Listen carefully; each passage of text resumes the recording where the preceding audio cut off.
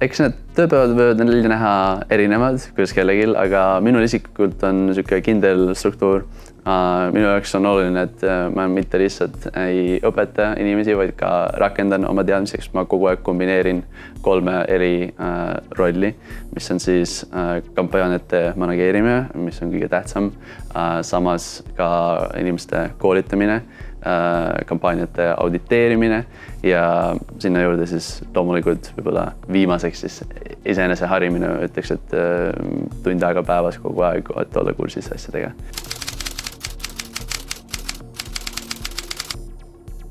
Facebook on muutumas, et ära ta ei kao. Eks igapäevaselt jälgin ja hoian kätt sellel väga pulsil, olles ise Facebooki turundaja. Ja minu arvamus on, et Facebook lihtsalt muutub, kui me vaatame nende skandaalide mõju, siis tegelikult kasutajaskonna hulk on stabiilselt kasvamas.